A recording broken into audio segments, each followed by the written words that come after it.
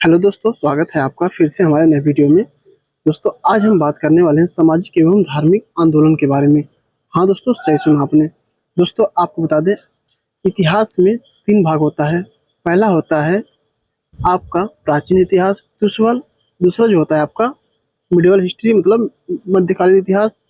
और तीसरा दोस्तों आपका होता है आधुनिक भारत का इतिहास। ठीक दोस्तों, ये जितने भी क्वेश्चन हैं इसमें मैंने आधुनिक भारत के इतिहास से अपलोड किए हैं। ठीक दोस्तों, आप सब हमारे वीडियो को अंत तक जरूर देखिएगा ताकि आपको अच्छे से समझ में आ जाए। ठीक, इसमें जो है दोस्तों टोटल 50 क्वेश्चन है। ठीक, याद रखिएगा कितने हैं, 50 क्वेश्चन है। और दोस्तों हाँ, आपको एक बात और बता दें, तो दोस्तों आप हमारे चैनल पर नए हैं तो वीडियो को अंत तक देखिएगा और हमारे चैनल को सब्सक्राइब करना मत भूलिएगा। ठीक, सब्सक्राइब करना मत भूलिएगा और लाइक करके दोस्तों हमें सपोर्ट जरूर कीजिएगा। ठीक, तो चलिए दोस्तों चलते हैं अपने क्वेश्चन पे। हमारा दोस्तों क्वेश्चन क्या है, आर्य समाज की स्थापना 1875 ईस्वी में कहाँ की गई। ठीक, दोस्तों क्या कह रहा है, आर्य समाज की स्थापना 1875 ईस्वी में कहाँ की गई। तो दोस्तों आपको बता दें, मुंबई में। कहाँ की गई, मुंबई में। इसका राइट आंसर होगा दोस्तों मुंबई। ठीक, याद रखिएगा। अब दोस्तों बढ़ते हैं अगले सवाल पर। हमारा अगला सवाल क्या है, राजा राम मोहन राय का जन्म कब हुआ। ठीक, तो दोस्तों आपको बता दें, राजा राम मोहन का जन्म आपका 1774 ईस्वी में हुआ था। ठीक, सॉरी 1774 में इनका जन्म हुआ था। थोड़ा मुझसे गलती हो जाता है थोड़ा, इसलिए सॉरी भाई। देखिए अब नहीं होगा। तो दोस्तों इसका राइट आंसर क्या होगा, 1774 ईस्वी में। ठीक, राजा राम मोहन का जन्म हुआ था। ठीक, अब बढ़ते हैं दोस्तों अगले सवाल पर। हमारा अगला सवाल क्या है, स्वामी दयानंद सरस्वती का जन्म कब हुआ। ठीक, तो दोस्तों स्वामी दयानंद सरस्वती का जन्म आपका 1824 ईस्वी में हुआ था। ठीक, कब हुआ था, 1824 ईस्वी में हुआ था। ये भी दोस्तों काफी मोस्ट इम्पोर्टेंट क्वेश्चन है। दोस्तों इसमें जितने भी क्वेश्चन हैं सब मोस्ट इम्पोर्टेंट है, जो कि आज के समय में जितने भी कंपटीशन एग्जाम हो रहे हैं दोस्तों, इन्हीं सबसे क्वेश्चन पूछा जा रहा है। ठीक, इन्हीं सब से मतलब संबंधित जो है क्वेश्चन पूछा जा रहा है। ठीक, तो दोस्तों आप याद रखिएगा।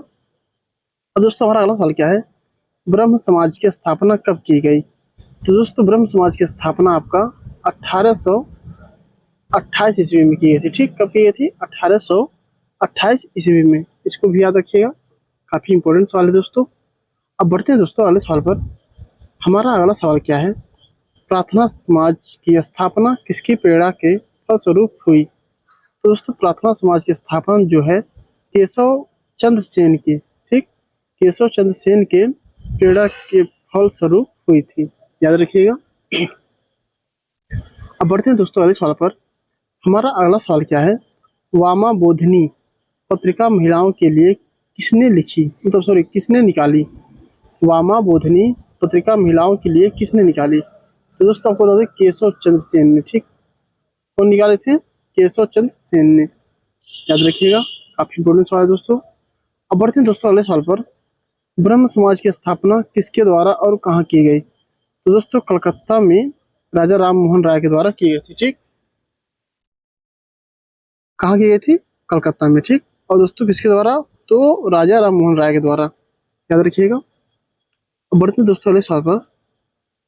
हमारा अगला सवाल क्या है, आधुनिक भारत में हिंदू धर्म के सुधार का पहला आंदोलन कौन सा था। तो दोस्तों आधुनिक भारत में हिंदू धर्म के सुधार का पहला आंदोलन आंदोलन आपका ब्रह्म समाज था। ठीक, क्या था, ब्रह्म समाज, याद रखिएगा। काफी मोस्ट इंपोर्टेंट है दोस्तों।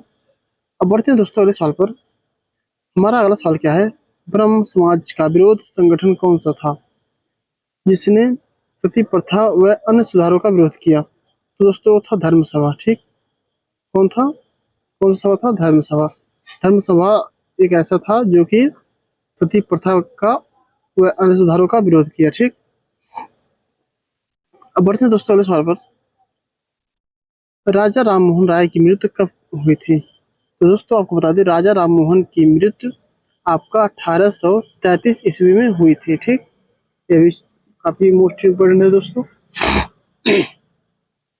दोस्तों अगर अभी तक हमारे चैनल को आप सब सब्सक्राइब नहीं किए हैं तो दोस्तों चैनल को जरूर सब्सक्राइब कर लीजिएगा ताकि आपको ऐसे वेरी इंपॉर्टेंट क्वेश्चन मिलते रहें और आपके पढ़ाई में जरा से भी कोई दिक्कत ना हो। ठीक, तो चलिए अगला सवाल है हमारा दोस्तों, धर्म सभा के संस्थापक कौन थे? तो दोस्तों धर्म सभा के संस्थापक राधाकांत देव थे। कौन थे? राधाकांत देव। ठीक, याद रखिएगा। बढ़ते हैं दोस्तों अगले सवाल पर। सती प्रथा का अंत कब हुआ? तो दोस्तों आपको बता दें, सती प्रथा का अंत जो है आपका 1829 ईस्वी में हुआ था। लेकिन इसको किसके द्वारा अंत किया गया था?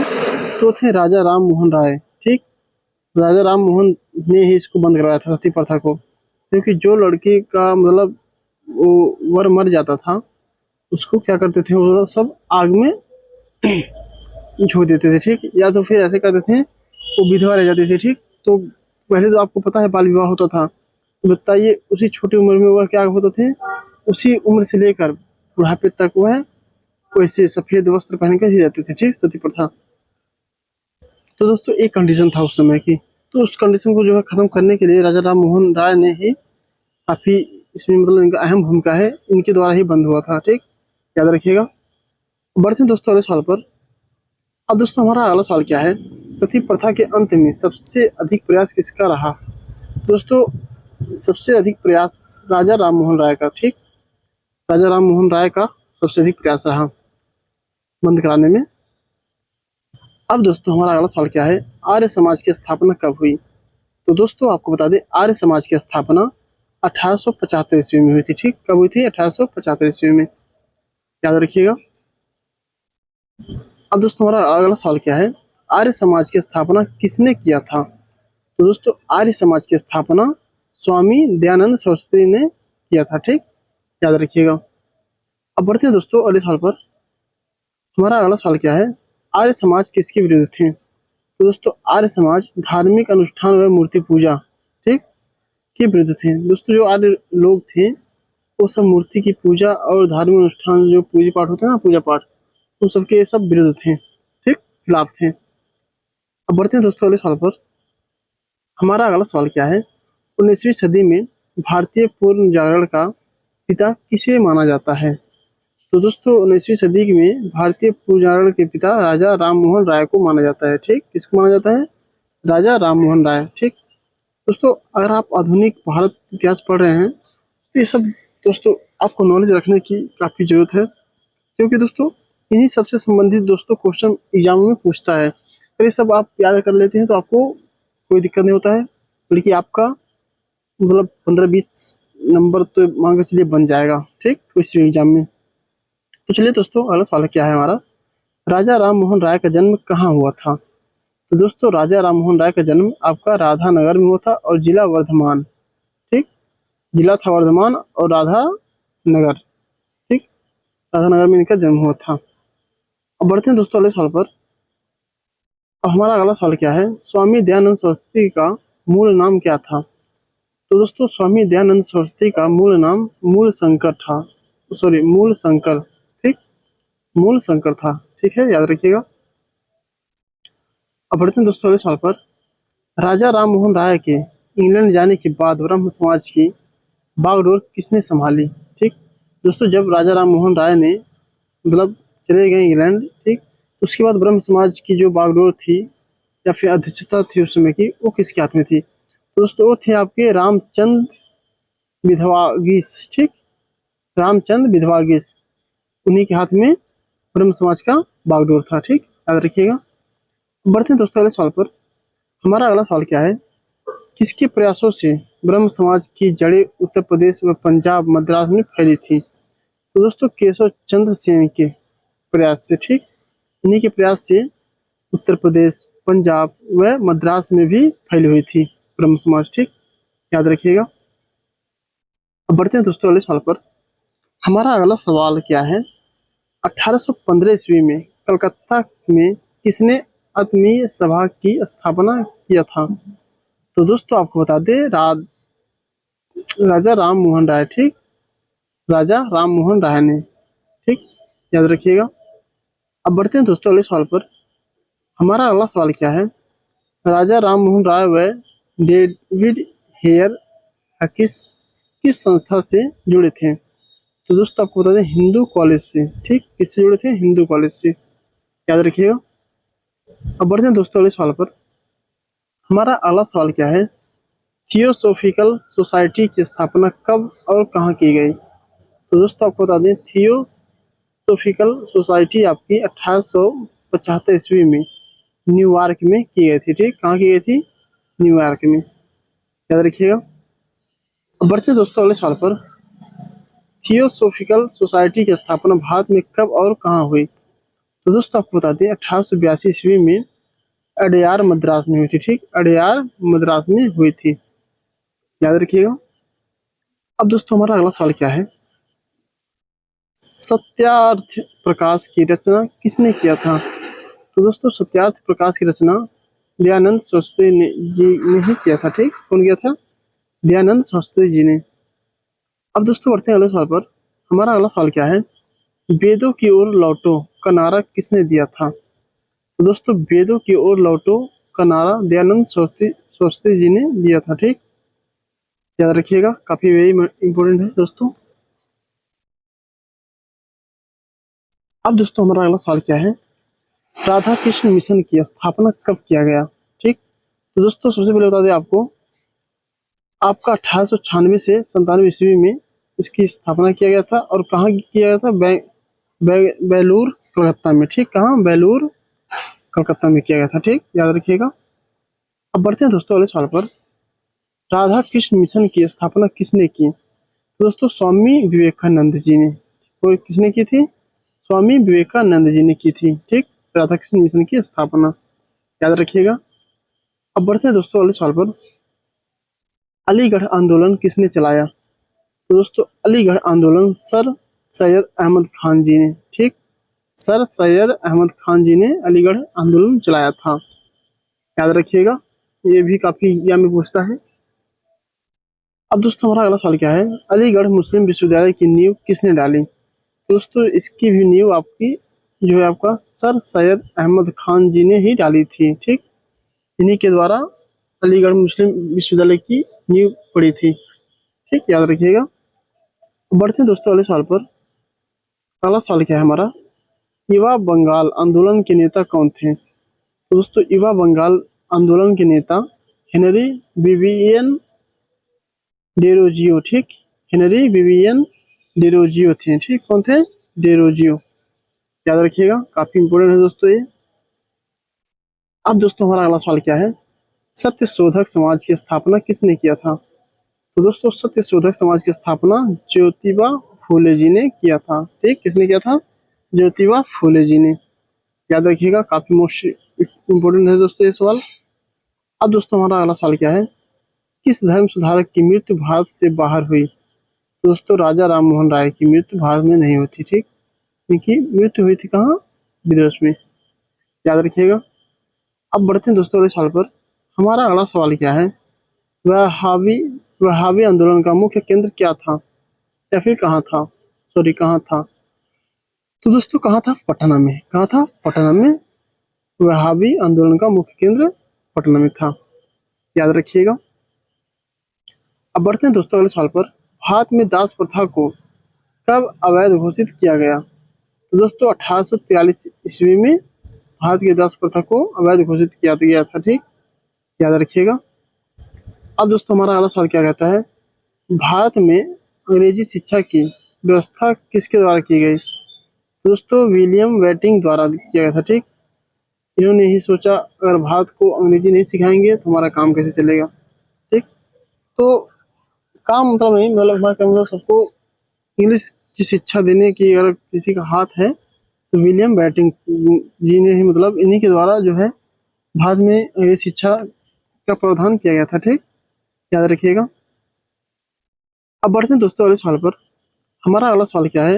वेदों में संपूर्ण सच्चाई निहित है, यह कथन किसका था? तो दोस्तों स्वामी दयानंद सरस्वती का। किसका था? स्वामी दयानंद सरस्वती जी ने ही कहा था वेदों में संपूर्ण सच्चाई निहित है। ठीक, याद रखिएगा। अब दोस्तों हमारा अगला सवाल क्या है? महाराष्ट्र का सुकरात किसे कहा जाता है? तो दोस्तों आपको बता दें, महाराष्ट्र का सुकरात महादेव गोविंद रनाड़े को। ठीक, किसको? महादेव गोविंद रनाड़े को महाराष्ट्र का सुकरात कहा जाता है। ठीक, सुकरात की कहानी तो आप सबने पढ़ी होगी, काफी मतलब रोचक कहानी है उनकी। अगर आप अच्छे से उनकी कहानी पढ़ लो तो मान लो आपको आपके आंख में आंसू आ जाएगा, मतलब जान लीजिए। क्योंकि एक वही ऐसे टीचर थे जिन्होंने अपने स्टूडेंट को मौत पे एक्सपेरिमेंट करके दिखाया था। ठीक, तो दोस्तों ऐसे टीचर को महान है, मतलब सर झुका के मैं प्रणाम करता हूँ। तो अगर आपको दोस्तों टाइम मिले तो जरूर सुकरात की कहानी पढ़ना। काफी मतलब एक दर्द भरा कहानी है, दर्द मतलब काफी आपको उनसे सीख मिलेगी।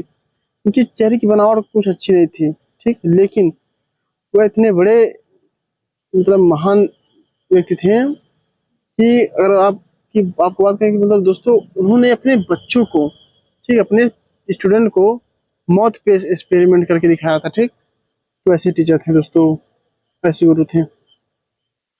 अब दोस्तों बढ़ते हैं अगले सवाल पर।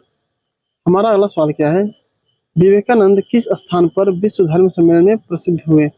दोस्तों शिकागो में। ठीक, शिकागो में इन्होंने एक अपना भाषण दिया था, my dear sister and brothers. ठीक, मतलब भाइयों और बहनों का नारा इन्होंने ही सर्वप्रथम उपयोग किया था, जिसकी आज हमारे श्री नरेंद्र मोदी जी ने की भी यही इसी भाषण को, इसी भाषण से शुरुआत करते हैं भाइयों बहनों से। ठीक, तो शिकागो में दोस्तों विवेकानंद जी ने इसी भाषण से शुरू किया था अपना, मतलब इंग्लिश में ही किए थे। तो काफी ज्यादा मतलब प्रसिद्ध रहा है मतलब वहाँ का इनका सम्मेलन।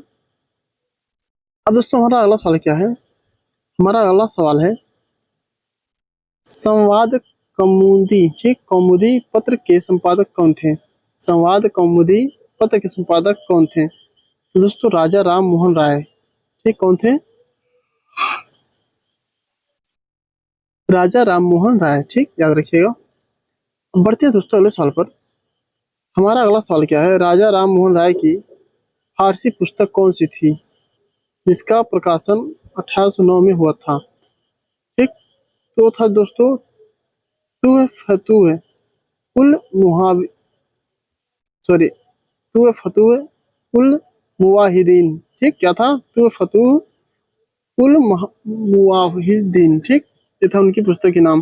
दोस्तों उर्दू में लिखा है, कि हम लोग हिंदी पढ़ने वाले हैं, उर्दू तो नहीं, खैर पढ़ ले रहे हैं फिर भी।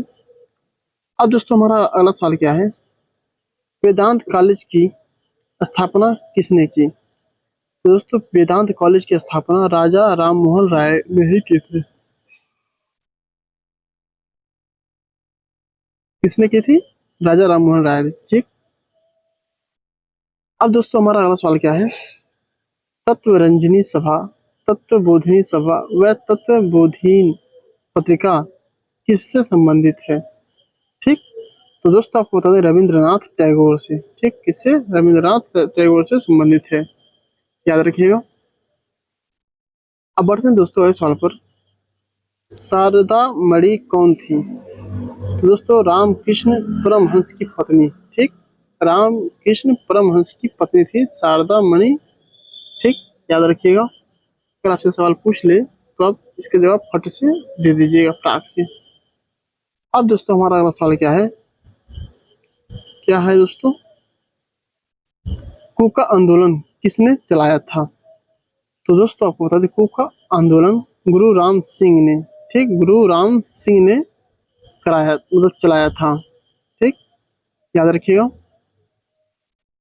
अब दोस्तों हमारा अगला सवाल क्या है, 1956 ईस्वी में कौन सा धार्मिक कानून पारित हुआ था? तो दोस्तों आपको बता दें धार्मिक अयोग्यता कानून। ठीक, धार्मिक अयोग्यता कानून 1956 ईस्वी में लागू हुआ था या पारित हुआ था। ठीक, याद रखिएगा।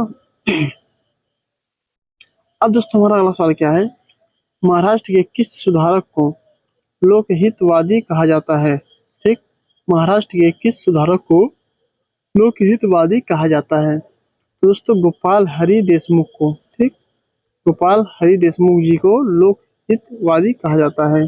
ठीक, याद रखिएगा।